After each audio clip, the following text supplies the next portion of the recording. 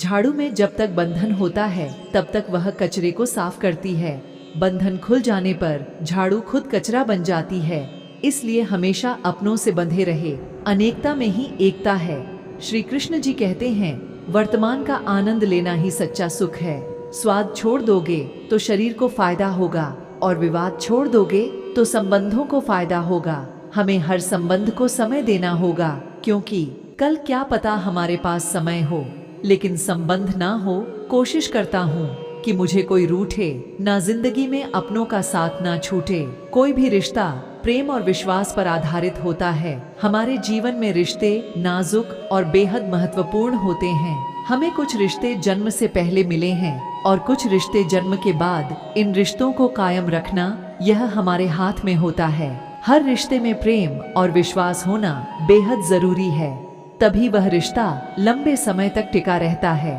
रिश्तों के लिए उसकी नींव मजबूत होनी चाहिए। अगर दोनों में से कोई एक भी डगमगाए तो रिश्ते को बचा पाना मुश्किल हो जाता है और आपसी मतभेद में रिश्तों के टूटने की नौबत आ जाती है। इसलिए इनकी अहमियत को समझना चाहिए। रिश्तों के बिना मनुष्य का जीवन अधूरा है।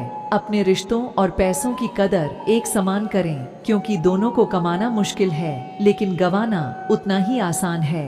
अपने रिश्तों को शब्दों का मोहताज न बनाएं। अगर अपना कोई खामोश है तो खुद ही आवाज लगाए। रिश्ता निभाना हर किसी के बस की बात नहीं है। खुद को दुख देना पड़ता है दूसरे की खुशी के लिए। रिश्तों की खूबसूरती एक दूसरे को समझने से होती है। रिश्ते को निभाने के लिए बहुत विनम्र होना चाहिए। छल कपट से तो केवल महाभारत रची जाती है। जहाँ हर बार सफाई देनी पड़े वह रिश्ते कभी गहरी नहीं होते। रिश्ते नाते वह होते हैं जिसमें शब्द कम और समझ ज्यादा हो, जिसमें तकरार कम और प्यार ज्यादा हो, जिसमें आशा कम और भरोसा ज्यादा हो। प्यार इंसान से करो, उसकी आदत से नहीं रूठो, उनकी आदतों से ले।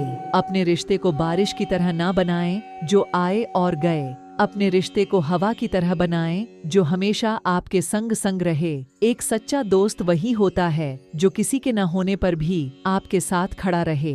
इंसान का बेहतरीन रिश्ता वही होता है जो एक मुस्कुराहट और छोटी सी माफी से दोबारा पहले जैसा हो जाए। कोई भी रिश्ता तोड़ने से पहले स्वयं से एक बार पूछ ले कि आज तक इस रिश्ते को क्यों निभा रहे थे।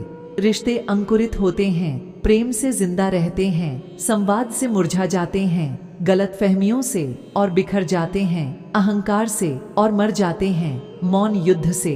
रिश्ता कितनी भी दूर क्यों ना हो लेकिन उन्हें अपनेपन का एहसास दिलाते रहना चाहिए। इंसान के साथ इतनी खूबसूरती से रिश्ता निभाओ कि लोग आपको खोने से डरे। रिश्ते और पतंग जितने ऊंचाई पर होते हैं, काटने वालों की संख्या होती उतनी ही ज्यादा होती है। संसार में कोई मनुष्य सर्वगुण संपन्न नहीं होता, इसलिए कुछ कमियों को नजरअंदाज करके संबंधों को बनाए रखें, क्योंकि बिना कमी के कोई व्यक्ति तलाश करोगे तो अकेले रह जाओगे।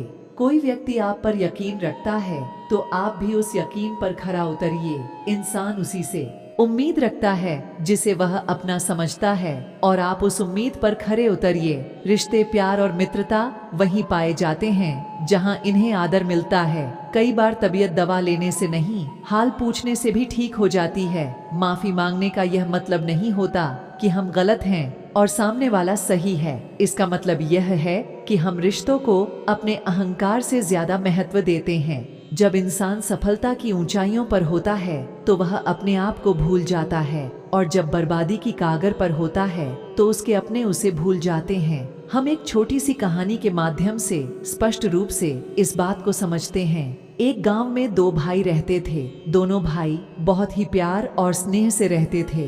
कोई चीज लाते तो एक दूसरे के परिवार के लिए भी अवश्य वह चीज लाते। छोटा भाई भी बड़े भाई का सदा आदर और सम्मान करता। एक दिन किसी बात पर दोनों में कहा सुनी हो गई और छोटे भाई ने बड़े भाई को अपशब्द कह दिए और दोनों के रिश्ते में खटास आ गई।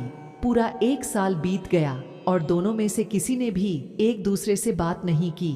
जब बड़े भाई की बेटी की शादी का अवसर आया तो उसने सोचा कि मेरा छोटा भाई है, मैं उसे मना लेता हूँ। उसने बीती बातों के लिए अपने भाई से क्षमा मांगी और घर में विवाह कार्य संभालने का निवेदन किया, लेकिन छोटा भाई मन में बात लेकर बैठा था। उसने विवाह में जाने के लिए मना कर दिया। इस पर बड़ा भाई बहुत दुखी हुआ। विवाह के बहुत कम दिन बचे थे। एक दिन एक रिश्तेदारी में बड़े भाई को बताया, यह तुम्हारा छोटा भाई एक महाराज जी का सत्संग सुनने के लिए जाता है और उनकी सारी बातें वह मानता है। उसके बाद बड़ा भाई उस संत के पास पहुंचा और पिछली सारी बातें बताते हुए संत से निवेदन किया कि वह उनके छोटे भाई को बेटी के विवाह में आने के लिए राजी कर दे। दूसरे दिन जब छोटा भाई सत्संग में गया तो महाराज जी ने उससे पूछा कि तुम्हारे भाई के यहाँ कन्या विवाह है, क्या तुम वहाँ जाकर कार्यभार संभाल रहे हो? इस पर छोटे भाई ने कहा कि मैं तो उस विवाह में सम्मिलित ही नहीं हो रहा हूँ। कुछ वर्ष पूर्व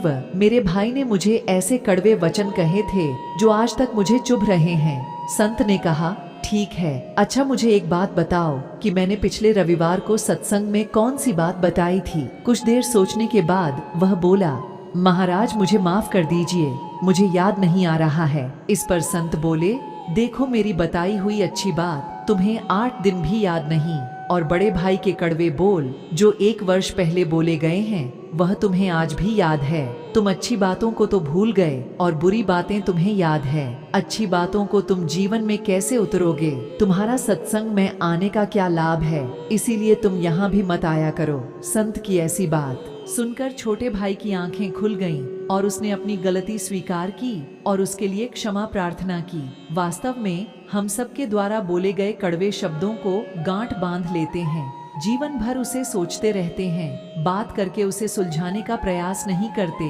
क्योंकि हमारा अहंकार हम पर हावी होता है। उसके बाद बड़े भाई ने अपनी भूल को स्वीकारा और संत से भी माफी मांगी। दोस्तों, अगर हम भी आगे बढ़कर रिश्तों की अहमियत समझते हुए आपस में समझौता कर लेते हैं तो हमारे संबंध बेहतर हो सकते हैं। अपनों को दिल के करीब रखना है तो उनकी कोई बात दिल पर मत लो। खामोश रिश्ते ज्यादा दिन तक जिंदा नहीं रहते। वही रिश्ता सफल होता है जो दुनिया की मजबूरी से ज्यादा अपने दिल के जज्बातों की परवाह करता है। दोस्तों, आज की वीडियो में बस इतना ही। आशा करती हूँ कि मेरी है वीडियो आपको पसंद आई होगी। पसंद आए तो वीडियो को लाइक, शेयर और सब्सक्राइब अवश्य करें और कमेंट बॉक्स में जय श्री कृष्णा जरूर लिखें। कृष्ण जी आपकी सभी मनोकामनाओं को पूर्ण करें। मिलेंगे अगली वीडियो में, तब तक के लिए धन्यवाद। जय श्री कृष्णा।